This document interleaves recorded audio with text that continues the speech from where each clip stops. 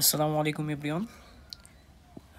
গত ভিডিওতে আমরা দেখেছিলাম যে কিভাবে এনামেল ডেন্টিন ফর্মেশন হয় বা ক্রাউন কমপ্লিশনটা কিভাবে হয়, এবং ওই ভিডিওর একদম শেষের দিকে বলেছিলাম যে যখন এই এনামেল এবং ডেন্টিন এটা হচ্ছে ফিউচার সিমেন্টো এনামেল জাংশনে পৌঁছে, অর্থাৎ সিমেন্টাম এবং এনামেলের জাংশনে পৌঁছে, তখন আমাদের যে রেডিউসড এনামেল এপিথেলিয়াম অথবা এনামেল অর্গানের যে রেস্ট অফ দ্য পর্শন, সেখান থেকে সার্ভাইক্যাল লুপ নামে একটা পর্শন তৈরি হয়, এবং এই সার্ভাইক্যাল লুপ থেকে হার্টউইক এপিথেলিয়াল রুট শিট নামক নতুন একটা স্ট্রাকচার ডেভেলপ করে, এবং এই হার্টউইক এপিথেলিয়াল রুট শিট থেকে পরবর্তীতে মূলত এই হার্টউইক এপিথেলিয়াল রুট শিটে আমাদের রুট ডেভেলপমেন্টের ইনিশিয়েশনে সাহায্য করে।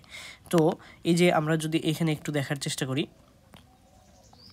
যে আমাদের এটা হচ্ছে এনামেল অর্গান, যেটা মানে তার ফাংশনাল যখন ক্রাউন কমপ্লিশনের পরে এনামেল অর্গান মোটামুটি এরকম একটা সিচুয়েশনে সে থাকে। তারপরে হচ্ছে যে আমাদের এই যে আউটার এনামেল এপিথেলিয়াম এবং ইনার এনামেল এপিথেলিয়াম, এই দুইটার মিটিং যে পয়েন্টটা, এই মিটিং পয়েন্টটাকেই মূলত আমরা সার্ভাইক্যাল লুপ বলছি।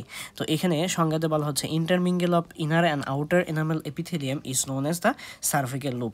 এবং এই সার্ভাইক্যাল লুপ থেকে নিচের দিকের যে অংশটা আসতেছে আর কি, যে এই অংশটা যেটা হচ্ছে ইনওয়ার্ড ডিরেকশনে, অর্থাৎ এটা এই অংশটাতে তো আমাদের ক্রাউন থাকবে, দেন এর নিচের দিকে নিচের দিকে আমাদের যে অংশটা গ্রো করে, এই অংশটাকে আমরা বলতেছি হচ্ছে সার্ভিক্যাল লুপ। তাহলে সার্ভিক্যাল লুপ এই অংশটাকে আমরা হার্টউইক এপিথেলিয়াল রুটশিট বলতেছি। হার্টউইক এপিথেলিয়াল রুটশিটটা ডেভেলপ করতেছে কার থেকে? সার্ভিক্যাল লুপ থেকে। সার্ভিক্যাল লুপটা কী জিনিস? বলে intermingle of inner and outer enamel epithelium, অর্থাৎ যে জায়গাটাতে আমাদের ইনার এনামেল এপিথেলিয়াম এবং আউটার এনামেল এপিথেলিয়ামটা মিট করতেছে, সেই অংশটাকে আমরা সার্ভিক্যাল রুট বলতেছি। তো এই যে হার্টউইক এপিথেলিয়াল রুটশিট, এই হার্টউইক এপিথেলিয়াল রুটশিটের ফাংশনটা কি?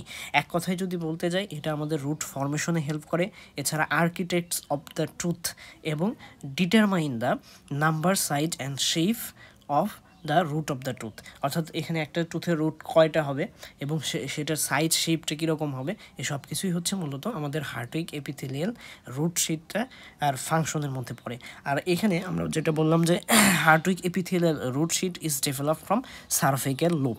তো এখন আমরা এইখানে হার্টউইক এপিথেলিয়াল রুট, এই অংশটা তাহলে সার্ভিক্যাল লুপ, এই অংশটা আমাদের হার্টউইক এপিথেলিয়াল রুট শিট। তো এইখানে একটা সমস্যা হয়, সেটা হচ্ছে যে রেডিউসড এনামেল এপিথেলিয়াম নামক একটা টার্ম আছে।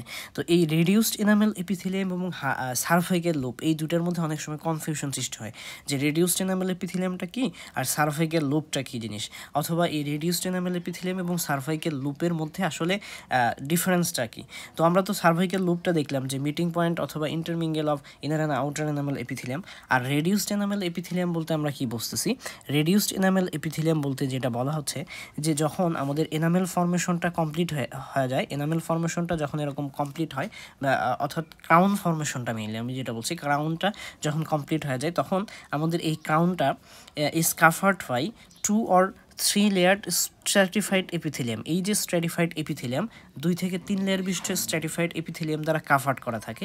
এই স্ট্র্যাটিফাইড এপিথেলিয়াম এর কাভারিংটাকে আমরা রিডিউসড এনামেল এপিথেলিয়াম বলছি। যে রিডিউসড এনামেল এপিথেলিয়ামটা ফর্ম হয় রিডিউসড অ্যামিলোব্লাস্ট এবং rest of the enamel organ. That means যে আমরা যদি একটু দেখি যে এই অংশটা হচ্ছে আমাদের অ্যামিলোব্লাস্ট, এই যে অংশগুলো অ্যামিলোব্লাস্ট। তো এটা ইনিশিয়ালি ইনার এনামেল এপিথেলিয়াম যখন ছিল তখন তারা লো কলামনার ছিল, পরবর্তীতে তারা টল কলামনার হয়, এবং যখন তাদের ফাংশনটা শেষ হয়ে যায়, অর্থাৎ এনামেল ফর্মেশনটা যখন কমপ্লিট হয়, তখন আবার তারা লো কলামনার হতে থাকে বা তাদের লেন্থটা রেডিউসড হতে থাকে। এই জন্য তাকে বলা হচ্ছে রেডিউসড অ্যামিলোব্লাস্ট। এই রেডিউসড অ্যামিলোব্লাস্ট বাদে বাকি যে আমাদের এনামেল অর্গান বাকি যে অংশটা, এই সবগুলো অংশ মিলেই যে অংশটা ফর্ম হয়, সেটাকে আমরা বলবো হচ্ছে রেডিউসড এনামেল এপিথেলিয়াম। আর সার্ভাইক্যাল লুপটা শুধুমাত্র ইনার এবং আউটার এনামেল এপিথেলিয়াম দ্বারা ফর্মেশন হচ্ছে। তো এই রেডিউসড এনামেল এপিথেলিয়ামের ফাংশনটা কি? মূলত যখন ক্রাউন কমপ্লিশনটা শেষ হয়, তো তখন এই ক্রাউনটাকে কাভার করার জন্য রেডিউসড এনামেল এপিথেলিয়ামটা এর উপরে থাকে, যাতে করে সিমেন্টাম ডিপোজিশন আমাদের এনামেলের উপর, অর্থাৎ ক্রাউন পোর্শনের উপরে না আসে। এবং এটা হচ্ছে আরেকটা যে কাজটা করে, যে আপ টু এরাপশন পর্যন্ত টুথটাকে সে প্রোটেক্ট করে। এবং এরাপশনের সময় এই রেডিউসড এনামেল এপিথেলিয়ামটা আমাদের যে প্রলিফারেট করে ওরাল এক্টোডার্মের সাথে সে একটা কানেকশন সৃষ্টি করে এবং পরবর্তীতে যেটাকে বলা হচ্ছে যে proliferate and forms a solid cord with oral ectoderm, এবং এই সলিড কর্ডের সেন্ট্রাল সেলগুলো আবার ডিজেনারেটেড হয়ে যায় এবং মূলত এই লাইন ধরেই আমাদের হচ্ছে এই যে ডিজেনারেটেড যে পোরশন এই অংশটা ধরে আমাদের টুথটা এরাপশন করে আর কি। তো এটা আমরা পরবর্তীতে দেখব অনেক সময়। তো এইটুকু হচ্ছে বেসিক কনসেপ্ট, তাহলে protects the enamel for a period of time up to eruption, যেটা আমরা বলেছি। এবং আমাদের আরেকটা যে কাজটা করতেছে এটা একটা ফাংশন এবং হচ্ছে যে প্রোটেক্টস এবং prevents the deposition of cementum over enamel. তো এই হচ্ছে রেডিউসড এনামেল এপিথেলিয়ামের ফাংশন। তো আচ্ছা, এরপরে আমরা আবার মূলত হার্টউইক এপিথেলিয়াম রুট শিটে ফিরে যাই, যেটা আমাদের প্রধান আলোচনা এখানে। এই যে হার্টউইক এপিথেলিয়াল রুট শিট, তো এই হার্টউইক এপিথেলিয়াল রুট শিটের কিছু ফিচার্স আছে। ফিচারটা কি, এটাকে আমি এখানে এই হার্টউইক এপিথেলিয়াল রুট শিটটাকে একটু জুম করে বড় করে দেখানোর চেষ্টা করেছি আর কি। তো এইখানে হার্টউইক এপিথেলিয়াল রুট শিটের মূলত 2 লেয়ার বিশিষ্ট এটা একটা শীট, যার মধ্যে একটা হচ্ছে আমাদের এখানে ইনার লেয়ার এবং আরেকটা হচ্ছে আউটার লেয়ার। তো এই যে অংশটা এটাকে আমরা আউটার লেয়ার বলতেছি, এবং এটা যে এই সেলের যে লেয়ারটা এটা হচ্ছে আমাদের সেই ইনার লেয়ার, আর এটা হচ্ছে আমাদের আউটার লেয়ার। আচ্ছা, এই আউটার লেয়ার যেটা, এর পাশে থাকবে হচ্ছে আমাদের এখানে ডেন্টাল ফলিকল, আর ইনার লেয়ার যেটা তার ভিতর দিকে অবশ্যই ডেন্টাল প্যাপিলা থাকবে, যেটা আমরা এইখানে দেখলে একটু বুঝতে পারবো। যেমন এর ভিতরের দিকে এখানে যদি আমরা দেখি যে এই জায়গাতে তো আমাদের ডেন্টাল প্যাপিলা থাকবে, আর এই বাকি যে অংশটা এই পাশটাতে এগুলো হচ্ছে আমাদের ডেন্টাল ফলিকল। তাহলে ইনার লেয়ারের দিকে আমাদের এখানে থাকতেছে ডেন্টাল প্যাপিলা, আউটার লেয়ারের দিকে থাকতেছে হচ্ছে ডেন্টাল ফলিকল। আচ্ছা, তো এই ইনার লেয়ার আউটার লেয়ার আমরা এখানে দেখতে পেলাম। এখানে এই যে ইনার লেয়ার এবং আউটার লেয়ার, এর মধ্যে যে ইনার লেয়ারটা যেটা আছে, এই ইনার লেয়ারটা কি করে যে যখন আমাদের ওইদিকে তো ক্রাউন কমপ্লিশন শেষ, হার্টউইক এপিথেলিয়াল রুট শিটটা পুরোপুরি যখন ডেভেলপ করার পর এই ইনার এনামেল এপিথেলিয়াম যেটা ইনার লেয়ার যেটা, এই ইনার লেয়ারের যে সেলসগুলো এটা হচ্ছে এই ডেন্টাল প্যাপিলার সেলগুলোকে স্টিমুলেট করে। কেন স্টিমুলেট করে? To form ওডোন্টোব্লাস্ট। ওডোন্টোব্লাস্ট ফর্মেশনের জন্য তাদেরকে হচ্ছে স্টিমুলেট করে, এবং এই ওডোন্টোব্লাস্টটাই কিন্তু মূলত হচ্ছে রুট পোরশনের যে ডেন্টিন, যেটাকে আমরা র্যাডিকুলার ডেন্টিন বলছি, এই র্যাডিকুলার ডেন্টিন তারা ফর্মেশন করবে। এবং যখন তারা হচ্ছে এইখানে স্টিমুলেট করার পরেই এই সেলগুলা এরকমভাবে ডিজেনারেট হতে থাকে, এই সেলগুলো ডিজেনারেটেড হয়ে যেতে থাকে, এবং এইখানে ওডোন্টোব্লাস্টগুলো এইভাবে এই দিক দিয়ে হচ্ছে ওডোন্টোব্লাস্টগুলো ফর্মেশন হতে থাকে, এবং এই ওডোন্টোব্লাস্টগুলো পরবর্তীতে আমাদের র্যাডিকুলার ডেন্টিন ফর্মেশন করে। তো এইখানে একটা কথা বলা হচ্ছে, সেটা হচ্ছে সেল রেস্ট অফ ম্যালাসেজ। এই সেল রেস্ট অফ ম্যালাসেজটা কি, যে যখন তারা ডেন্টাল প্যাপিলার সেলকে স্টিমুলেট করলো ওডোন্টোব্লাস্ট ফর্মেশনের জন্য, এবং এর পরপরই এরা দে বিকাম ডিজেনারেটিং, তারা হচ্ছে ডিজেনারেট হওয়া শুরু করে। তো এই ডিজেনারেশন যেটা, এটা কখনো কমপ্লিট হতে পারে, কখনো ইনকমপ্লিট হতে পারে। তো এই ডিজেনারেশনটা যদি আমাদের ইনকমপ্লিট হয়, তো তখন যে সেলসগুলা থেকে যায় সেই সেলগুলোকে আমরা মূলত সেল রেস্ট অফ ম্যালাসেস হিসেবে চিহ্নিত করব। তো এই হচ্ছে আমাদের, তাহলে আমাদের কি হলো যে, তাহলে আমাদের যে কাজটা হলো যে আমাদের ডেন্টাল প্যাপিলারগুলো ওডোন্টোব্লাস্ট ফর্মেশন করলো, এবং এই ওডোন্টোব্লাস্টটা তারা হচ্ছে যে রেডিকুলার ডেন্টিন ফর্মেশন শুরু করবে, এবং এরপরই এই 2 লেয়ার বিশিষ্ট যে আমাদের যে হার্টউইক এপিথেলিয়াল রুট শিটটা তারা ডিজেনারেট হতে থাকবে, কিছু সেলস থেকে যেতে পারে, তাদেরকে আমরা বলবো হচ্ছে সেল রেস্ট অফ ম্যালাসেস। তো যখন কিনা এরা এই সেলগুলো যখন কিনা এরকমভাবে ডিজেনারেট হতে থাকবে, এই সেলগুলো যখন এরকম ডিজেনারেট হয়ে যাচ্ছে, তো তখন এইখানে যে ডেন্টিনটা ফার্স্ট লেয়ার অফ ডেন্টিন যেটা ফর্ম হয়, এই ডেন্টিনটা তখন মাঝখানে তো এই সেলটা থাকবে না, এই সেলের লেয়ারটা থাকবে না, ফলশ্রুতিতে ডেন্টাল ফলিকল তারা হচ্ছে এই নতুন ফর্ম যে ডেন্টিন, সেই নতুন ফর্ম ডেন্টিনের সংস্পর্শে চলে আসে। যখন তারা নতুন ফর্ম ডেন্টিনের সংস্পর্শে চলে আসে, তখন এই ডেন্টাল ফলিকলের সেলসগুলো আবার স্টিমুলেটেড হয়, এবং তারা স্টিমুলেটেড হয় দে ফর্ম সিমেন্টোব্লাস্ট, তারা সিমেন্টোব্লাস্ট ফর্মেশন করে, এবং সিমেন্টোব্লাস্ট ফর্মেশন করে। এখানে আবার আমাদের যে ডেন্টাল ফলিকল যেটা, এই ডেন্টাল ফলিকলের মধ্যে আবার ডেন্টাল ফলিকলের যে সেলগুলো তাদের মধ্যে 3 ধরনের লেয়ার আছে। একটা হচ্ছে ইনার লেয়ার, দেন হচ্ছে যেখানে মিডল লেয়ার, এবং আরেকটা হচ্ছে আউটার লেয়ার। তো ইনিশিয়ালি আমরা যেটা দেখবো যে ইনার লেয়ার যেটা, সেই ইনার লেয়ারটাই মূলত হচ্ছে এই যে এই পাশে যে ডেন্টিন হলো সেই ডেন্টিনের সংস্পর্শে চলে আসে, যার জন্য এই ইনার লেয়ার যে সেলগুলো যেটা তারা হচ্ছে কি করে যে সিমেন্টোব্লাস্টে ডিফারেন্সিয়েট হয় এবং পরবর্তীতে তারাই হচ্ছে যে সিমেন্টাম ডিপোজিশনের জন্য দায়ী। দায়ী। আর বাকি যে দুইটা লেয়ার থাকে, অর্থাৎ এখানে মিডল লেয়ার এবং হচ্ছে আউটার লেয়ার, তো এই মিডল লেয়ার যেটা হচ্ছে আমাদের পেরিওডন্টাল লিগামেন্টের অরিজিনের জন্য দায়ী, এবং যেটা হচ্ছে ফাইব্রোব্লাস্টে ডিফারেন্সিয়েট করে, যেটা পেরিওডন্টাল লিগামেন্ট আসে। আর আউটার লেয়ারটা হচ্ছে osteoblast K differentiate into osteoblast that give rise to alveolar বোন ডেভেলপমেন্ট। তাহলে এই যে ইনার লেয়ার আমরা বলেছি যে গিভ রাইজ টু সিমেন্টাম, যেটা হচ্ছে ওই র্যাডিকুলার ডেন্টিনের উপরে আসতেছে, এবং মিডল লেয়ার যেটা সেখান থেকে ফাইব্রোব্লাস্ট পেরিডন্টাল লিগামেন্ট আসলো, এবং আউটার লেয়ার যেটা সেখান থেকে অস্টিওব্লাস্ট বা অ্যালভিওলার বোন পরবর্তীতে আমাদের আসতেছে। তার মানে আমরা এখানে ইনিশিয়ালি আমাদের ডেন্টিন ফর্ম হলো, আর ডেন্টিনের ভিতরে তো আমাদের ডেন্টাল প্যাপিলার যেটা ডেন্টিনের ভিতরের পোর্শন তো আমাদের এখানে আলোচনার বিষয় না। তো ডেন্টিন ফর্মেশন হলো এবং ডেন্টিনের উপরে সিমেন্টাম হলো, এর বাইরে পেরিডন্টাল লিগামেন্ট চলে আসতেছে, তার বাইরে অ্যালভিওলার সকেট চলে আসতেছে। তো মোটামুটি এই হচ্ছে আমাদের যে রুট ডেভেলপমেন্ট সেটা হচ্ছে যে বেসিক কথাবার্তা। এখন এটাকে যদি আমরা একটু স্টেপস আকারে দেখি তাহলে কি দেখা যাবে। তো প্রথমত দেখি যে ফার্স্ট রুট ডেভেলপমেন্ট যেটা শুরু হয় সেটা হচ্ছে ইনিসিয়েশন অফ হার্টউইক এপিথেলিয়াল রুটশিট, যেটা আমি ACRH দ্বারা বোঝানোর চেষ্টা করেছি।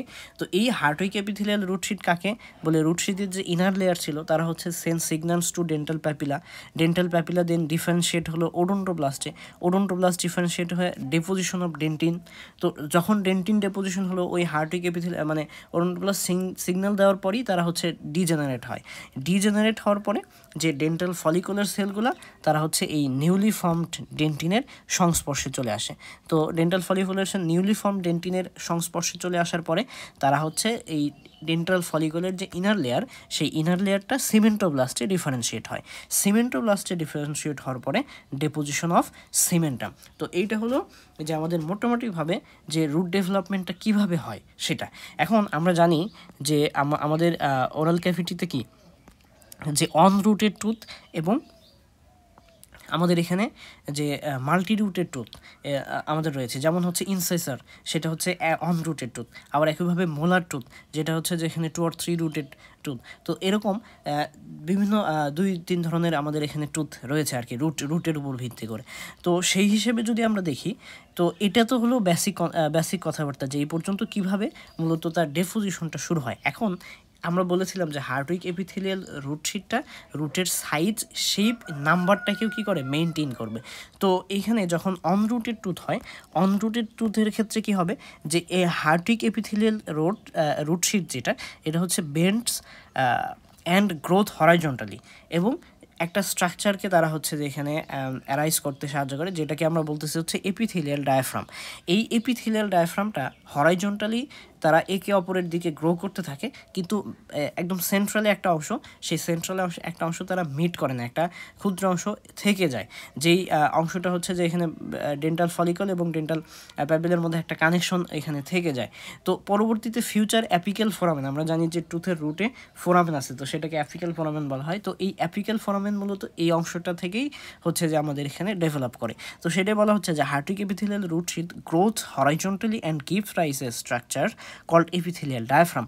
These separate the dental papilla and dental sac except for a small portions of the center which will be the future apical foramen in case of unrooted tooth. তো unrooted tooth-এর ক্ষেত্রে একটা opening থেকে যাবে যেটা হচ্ছে ক্লোজ হবে না, এবং সেটাই পরবর্তীতে অ্যাপিক্যাল ফোরামেন হবে। ফিগারটা কীরকম হতে পারে আমরা যদি একটু দেখি, যদি এইখানে এই যে অংশটা, এই যে আমাদের যে অংশটা আমরা দেখতে পাচ্ছি যে এই যে এটা হচ্ছে হার্টউইক এপিথেলিয়াল রুটশিট এই পাশ থেকে, তো দুইটাই হচ্ছে হরাইজন্টালি গ্রো করলো, এইদিকে হরাইজন্টালি গ্রো করলো, কিন্তু মাঝখানের এই যে অংশটা থেকে যাচ্ছে এই অংশটাই পরবর্তীতে ফিউচার অ্যাপিক্যাল ফোরামেন হিসেবে থাকবে। এটা হচ্ছে আমাদের অনরুটেড টুথের ক্ষেত্রে, কিন্তু যদি আমরা মাল্টি রুটেড টুথের ক্ষেত্রে দেখি, তো মাল্টি রুটেড টুথের ক্ষেত্রে বলা হচ্ছে যে এই রুট ডেভেলপমেন্টটা ও আমাদের সিমিলার ম্যানারেই হবে আপ টু দ্য ফার্কেশন এরিয়া। অর্থাৎ আমরা জানি যে টুথের এই যে আমরা যদি একটু এখানে দেখি যে মাল্টি রুটেড টুথের ক্ষেত্রে কি হয়, এখানে আপ টু দ্য ফার্কেশন এরিয়া এটা হচ্ছে সিঙ্গেল রুটেড টুথ, আর মাল্টি রুটেড টুথ এই পর্যন্ত আমাদের এখানে এই পর্যন্ত একই ম্যানারে হচ্ছে যে এখানে ডেভেলপমেন্ট বা ডেপোজিশনটা শুরু হবে, কিন্তু যে জায়গা থেকে হচ্ছে বাইফার্কেশনটা শুরু হয়, অর্থাৎ বা বাইফার্কেশন বা আরও হতে পারে যে 3টে রুটের ক্ষেত্রে আরও বেশি এখানে ফার্কেশন হবে।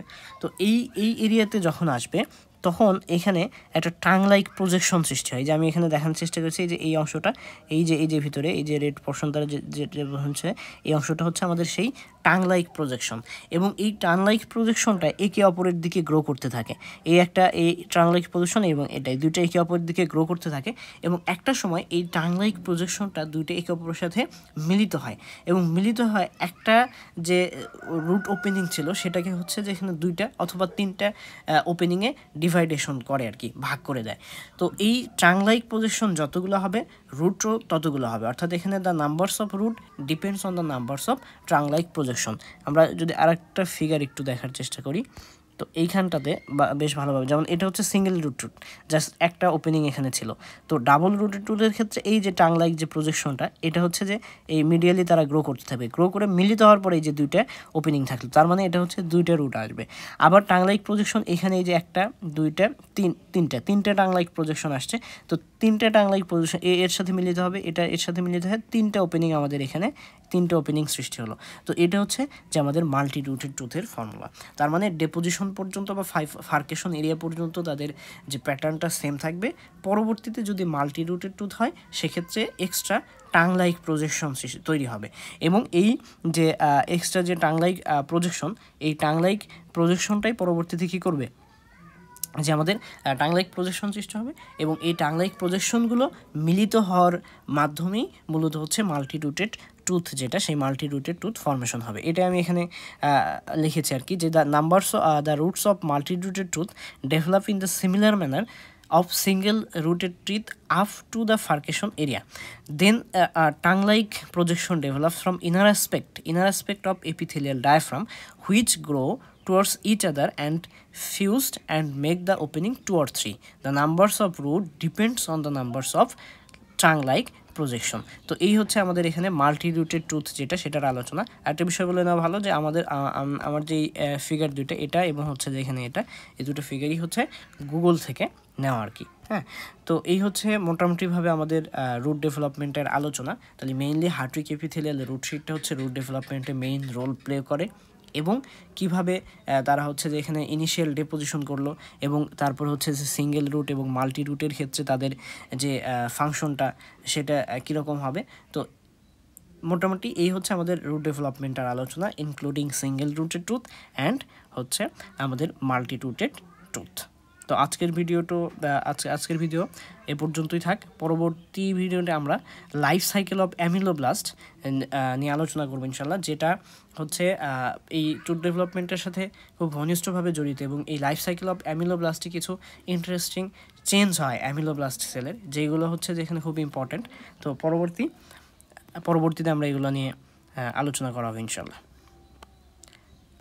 আজকে এ পর্যন্তই, ধন্যবাদ সবাইকে।